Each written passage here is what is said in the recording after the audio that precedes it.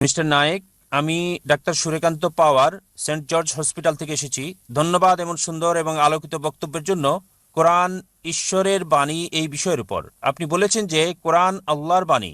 আমার প্রশ্ন হলো, আপনার কাছে ঈশ্বরকে কে সৃষ্টি করেছেন? ঈশ্বরের উৎসটা কি? ভাই রে ভাই, ডক্টর জাকির নায়েককে একজন ব্যক্তি প্রশ্ন করছেন যে কোরআন আল্লাহর বাণী নয়। কি অদ্ভুত ধরনের প্রশ্ন! তো চলুন ডক্টর জাকির নায়েক সেই লোকটিকে কিভাবে উত্তর দেয় আজকের ভিডিওটিতে আমরা দেখে আসি। তো সম্পূর্ণ ভিডিওটি দেখতে থাকুন।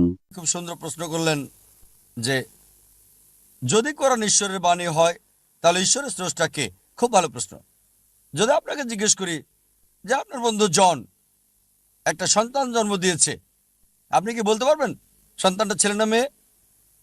আপনার বন্ধু জন হাসপাতালে একটা সন্তান জন্ম দিয়েছে, সন্তানটা ছেলে নাকি মেয়ে বলতে পারবেন? অনুমান করে বলেন, না, ছেলে না মেয়ে? বলতে পারছি না। সরি, অনুমান করতে পারছি না। চেষ্টা করেন।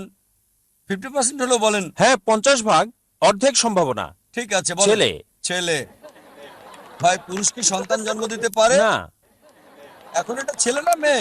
নামটা মেয়ে নাম হতে হবে। আমি আপনাকে বলছি আপনার বন্ধু জন।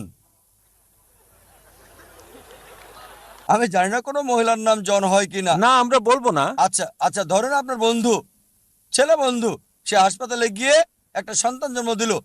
সন্তানটা ছেলে না মেয়ে? মেয়ে। পুরুষ কি সন্তান জন্ম দিতে পারে? না। এখন বুঝতে পেরেছেন, পুরুষ সন্তান জন্ম দিতে পারে না, তাহলে ছেলে না মেয়ে প্রশ্নটা আসে কি করে? তাই বলা হয়েছে ঈশ্বরকে কেউ সৃষ্টি করেনি। আপনার প্রশ্ন, কে ঈশ্বরকে সৃষ্টি করেছে? আমার প্রশ্নের মতো যে পুরুষটা সন্তান জন্ম দিয়েছে হাসপাতালে, সেটা ছেলে নাকি মেয়ে, প্রশ্নটাই অযৌক্তিক। কারণ আমরা জানি যে পুরুষ সন্তান প্রসব করে না, তাহলে ছেলে না মেয়ে প্রশ্ন আসে কি করে? তাই বলা হয়েছে ঈশ্বরকে কেউ সৃষ্টি করেনি।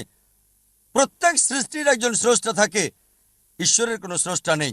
তাই নাস্তিকের সাথে তর্কের সময় কখনোই বলি না যে সবকিছুরই স্রষ্টা আছে। আমি বলি প্রত্যেক সৃষ্টির স্রষ্টা আছে, ঈশ্বর কোনো সৃষ্টি নয়।